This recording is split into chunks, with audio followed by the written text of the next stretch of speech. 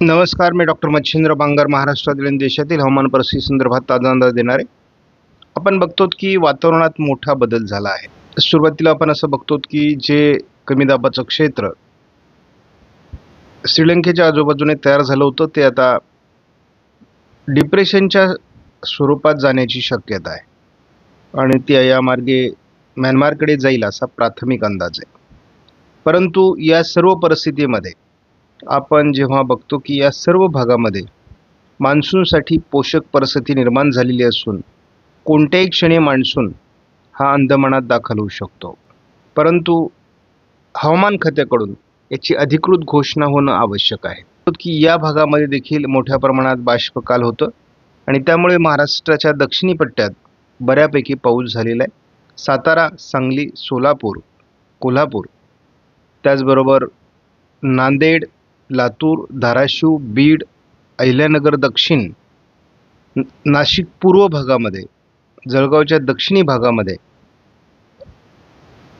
छत्रपती संभाजीनगरच्या उत्तर भागामध्ये काल पावसाची नोंद झाली. पुण्याच्याही काही भागात तुरळक पाऊस झालेला आहे. तर एकूणच पावसाला काल सुरुवात झालेली आहे आणि यापुढे हवामानात काय बदल होतील याचा अंदाज आपण बघणार आहोत. 1 मार्च ते 13 मेच्या दरम्यान या आठवड्यामध्ये जो पाऊस झाला आहे तो कोकण किनारपट्टीला ठाणे, रायगड, रत्नागिरी, सिंधुदुर्ग, जालना, हिंगोली आणि गोंदियामध्ये झाल्याची माहिती उपलब्ध आहे.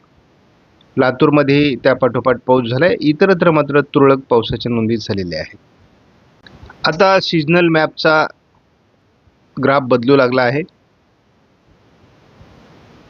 एकूणच मान्सूनपूर्व कालावधीमध्ये म्हणजे हा जो मार्च, एप्रिल आणि मे महिना जो पूर्ण मोसमी असतो यामध्ये धुळे, जळगाव, छत्रपती संभाजीनगर, जालना, हिंगोली, नाशिकचाही काही भाग आणि ठाणे, पुणे, रायगड, रत्नागिरी, सिंधुदुर्ग या जिल्ह्यांमध्ये सरासरीच्या जवळ तर काही ठिकाणी सरासरी ओलांडणारा पाऊस झालेला आहे.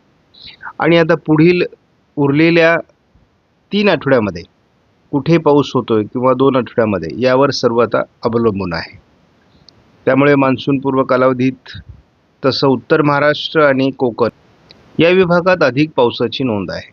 पण गेल्या 3 दिवसापासून पश्चिम राजस्थानमध्ये उष्णतेच्या लाटेचा रेड अलर्ट बघतो. जवळपास 48° पर्यंत तापमान या ठिकाणी पोहोचलेलं आहे. त्यापाठोपाठ आता पूर्व राजस्थान, पश्चिम मध्य प्रदेश, विदर्भ या भागामध्ये देखील आता ऑरेंज अलर्ट देण्यात आला आहे. या ठिकाणी देखील 46-47° पर्यंत तापमान पोहोचते. गुजरातमध्ये देखील उष्णतेच्या लाटेचा ऑरेंज अलर्ट दिलेला आहे.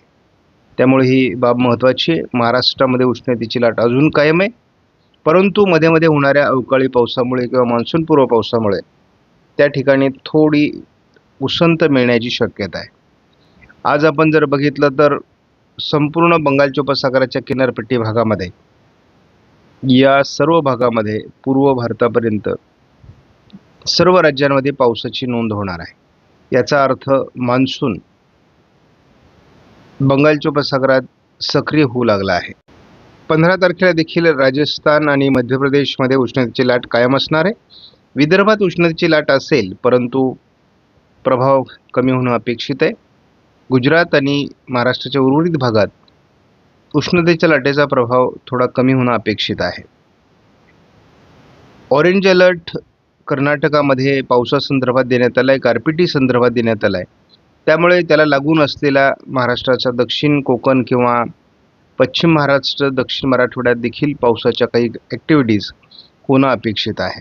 आणि बंगालच्या उपसागराच्या किनारपट्टीसहित पूर्व भारतात पावसाच्या नोंदी होतील.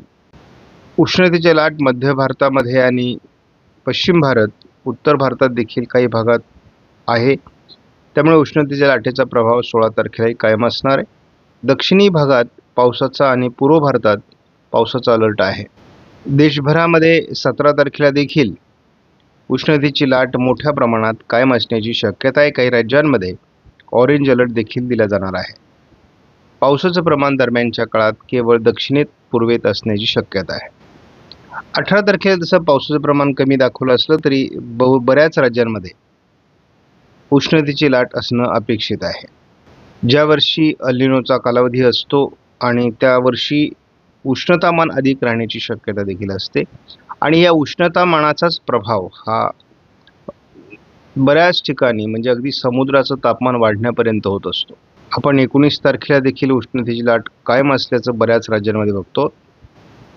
गेल्या 48 तासामध्ये देखील आपण या सर्व भागात पाऊस झाल्याचं बघतो. पूर्व भारतामध्ये पाऊस झालेला आहे आणि काही दक्षिणी राज्यांमध्ये पाऊस झालेला आहे. महाराष्ट्रात पावसाची नोंद झाली आहे, परंतु ती किरकोळ स्वरूपात काल झालेली आहे. एमडब्ल्यूएफ मॉडेलने आज महाराष्ट्रामध्ये अगदी विदर्भापासून तर दक्षिण कोकणापर्यंत महाराष्ट्राच्या दक्षिणी भागात पावसाचा अंदाज दिलेला आहे. हा स्थानिक स्वरूपाचं वातावरण आहे. आपण या वातावरणामध्ये वाढ होताना बघतो. प्रत्येक दिवशी यामध्ये वाढ होणार आहे आणि विशेष म्हणजे या वातावरणाला सपोर्टिव्ह अशा प्रकारचं वातावरण बंगालच्या उपसागरात बनत असल्यामुळे मान्सूनसाठी पोषक स्थिती आहे.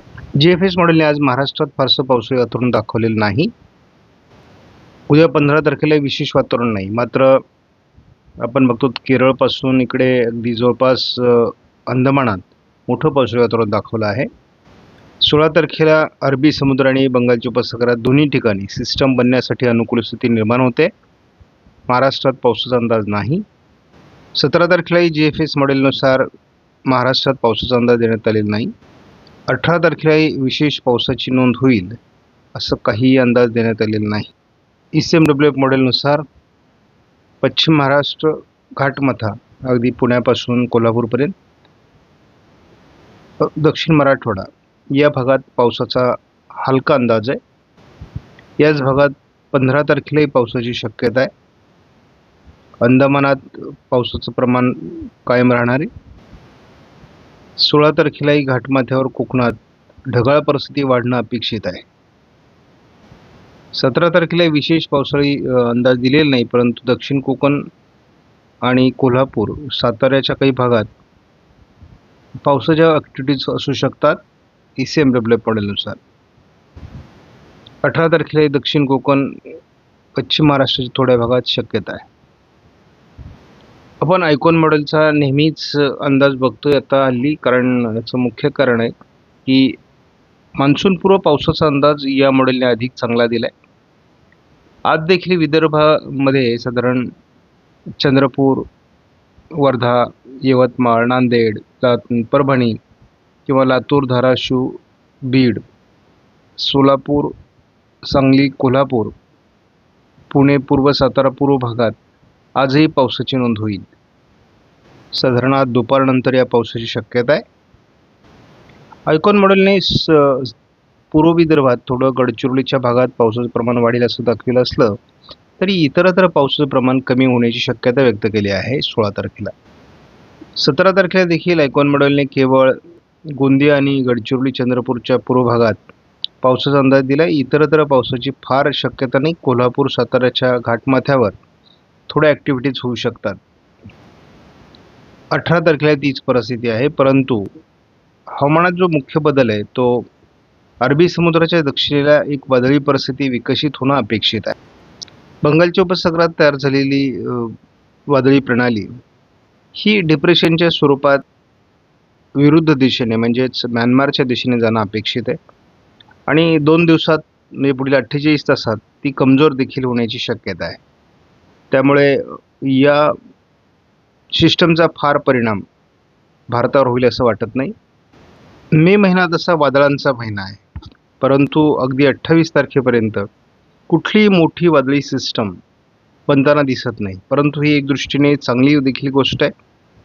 बऱ्याचदा वादळी सिस्टम ही मान्सूनला अडथळा निर्माण करते, परंतु विना अडथळा मान्सूनला पुढचा प्रवास करण्याकरता हे वातावरण देखील अनुकूल राहील. आज देखील सोलापूर, सांगलीच्या दक्षिणी भागामध्ये पावसाची शक्यता आहे. मेघगर्जनेसह गारपीट किंवा वादळी पाऊस या ठिकाणी होऊ शकतो. मराठवाड्याच्या काही जिल्ह्यांमध्ये देखील म्हणजे अगदी बीड, धाराशिव, लातूर, पुणे पूर्व, सातारा पूर्व भागातही वातावरण असण्याची शक्यता आहे. कोल्हापूरपर्यंत हे वातावरण राहील. 15 तारखेला देखील हे वातावरण सोलापूर दक्षिण आणि पूर्व सांगलीच्या भागात असण्याची शक्यता आहे.